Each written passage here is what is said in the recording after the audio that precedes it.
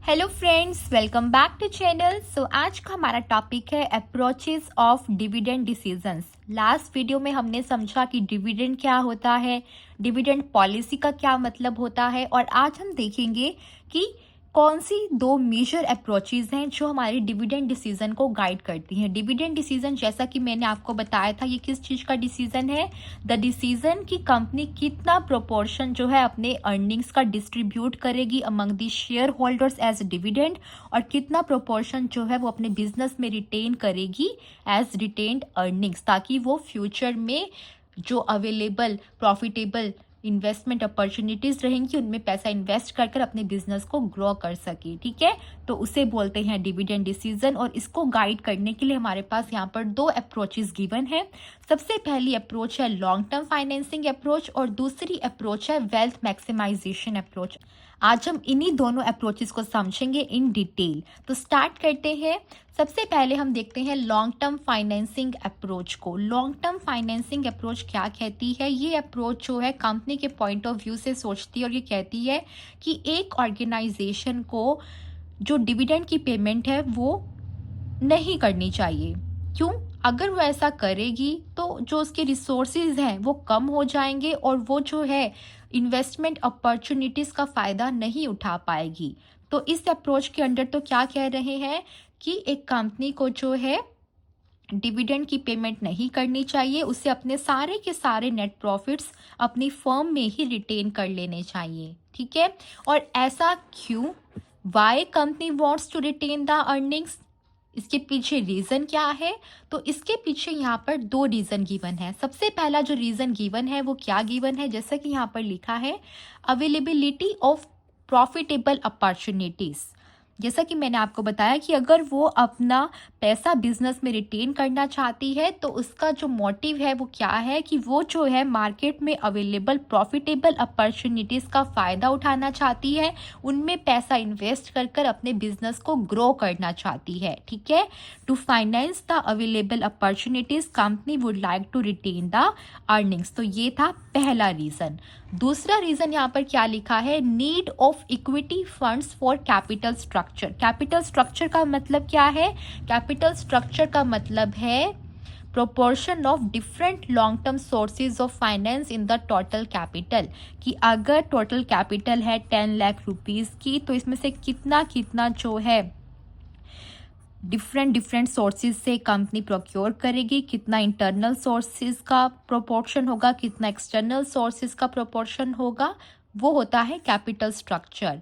और capital structure में एक ऑर्गेनाइजेशन ये चाहती है कि बैलेंस बना रहे between the internal and external sources of finance, इसीलिए वो पैसा रिटेन करना चाहती है इन दी बिजनेस। ये बात आपको समझनी ज़रूरी है कि अगर हम ज़्यादा पैसा एक्सटर्नल सोर्सेज से प्रोक्योर करेंगे। एक्सटर्नल सोर्सेज मतलब कि आपने जो है सपोज कीजिए बैंक में जाकर लॉन्ग टर्म लोन ले लिया। ठीक है, क्या ले लिया आपने? बैंक से लॉन्ग टर्म लोन ले लिया। अभी तो आपने ले लिया, आपने लोन लिया सपोज कीजिए 60,000 का, और आपके पास इंटरनल सोर्सेज का आपने यूज़ किया 40,000, मतलब कि रिटेन्ड अर्निंग्स का।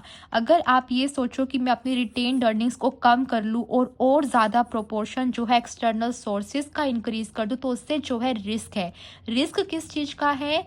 कि जो हमारे लैंडर्स हैं, जो हमें पैसा दे रहे हैं, उनका जो ट्रस्ट है हमारे ऊपर, वो जो है कहीं ना कहीं डगमगा जाएगा। उन्हें लगेगा कि इस बिजनेस के पास तो बिल्कुल भी इंटरनल सोर्सेज जो है नहीं है, वो ज़्यादा डिपेंडेंट है बाहर मार्केट के ऊपर, और उन्हें लगेगा कि शायद ये कंपनी जो है कैपेबल नहीं है कि वो उनके दिए गए अमाउंट को टाइमली रीपे कर पाए। ठीक है, तो जो रिस्क है of not being able to procure the additional funds from the external sources वो इंक्रीज हो जाएगा अगर कंपनी ज़्यादा पैसा बाहर मार्केट से उठा लेती है। इसीलिए एक बैलेंस हमेशा बना रहना चाहिए between internal and external sources of finance, और वही इंश्योर करने के लिए कंपनी क्या कह रही है कि मैं जो है क्या करना चाहती हूँ, अपना पैसा बिजनेस में ही रिटेन करना चाहती हूँ और डिविडेंड की फॉर्म में डिस्ट्रीब्यूट नहीं करना चाहती अमंग दी शेयर होल्डर्स। ठीक है, तो आई होप सो आपको पहली अप्रोच समझ में आई, जिसका कहना क्या था कि बिजनेस को किस चीज़ पर फोकस करना चाहिए। बिजनेस को फोकस करना चाहिए कि वो अपने नेट प्रॉफिट को बिजनेस में ही रिटेन कर ले। अब जो दूसरी अप्रोच है वो इसकी अपोजिट है।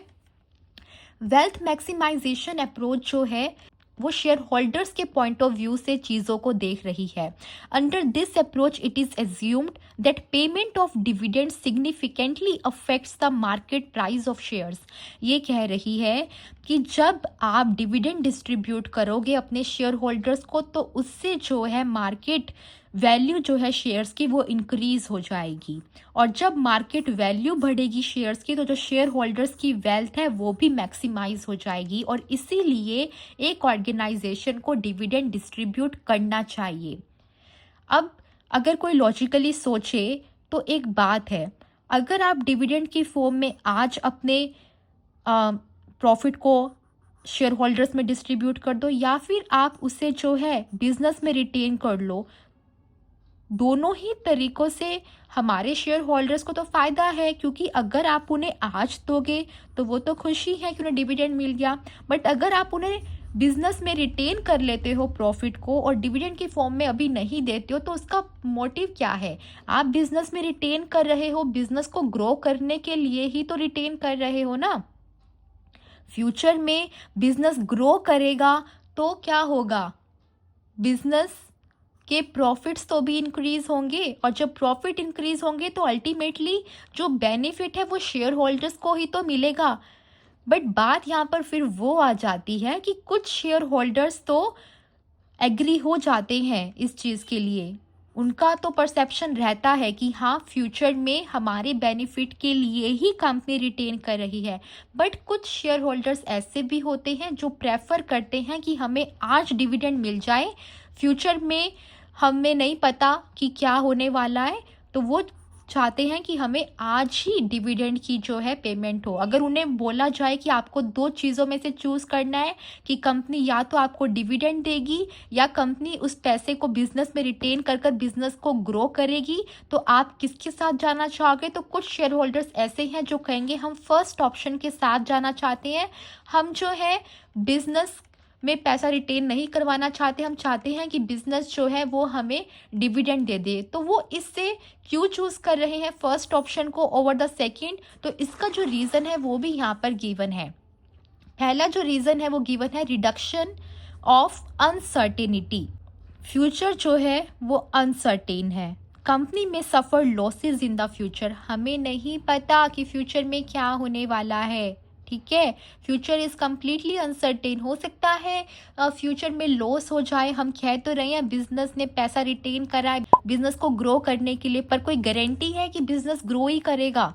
अगर कोई लॉस ही नकर हो गया फिर तो कहीं शेयर होल्डर्स उस रिस्क को उठाने के लिए रेडी नहीं होते, और इसीलिए वो चाहते हैं कि हमें जो है आज ही पैसा मिल जाए in the form of dividend. दूसरा रीज़न क्या है, दूसरा रीज़न है कि वो जो है अपनी लिविंग कॉस्ट को मीट करने के लिए चाहते हैं कि उन्हें जो है ज़्यादा से ज़्यादा इनकम अभी करंट टाइम पर मिल जाए। ठीक है, तो ये जो है दो मेजर रीज़न है कि शेयर होल्डर्स प्रेफर कर रहे हैं to receive the dividends over retaining the profits in the business. ठीक है, तो आई होप सो कि आपको ये जो दोनों अप्रोचेस थी वो अच्छे से समझ में आई होंगी, हमारी लॉन्ग टर्म फाइनेंसिंग अप्रोच भी और वेल्थ मैक्सिमाइजेशन अप्रोच भी। अगर आपको समझ में आई है तो वीडियो को लाइक करना, अपने फ्रेंड्स के साथ शेयर करना, चैनल पर नए आए हो तो वीडियो को सब्सक्राइब कर लेना। Thank you very much watching this video, bye bye.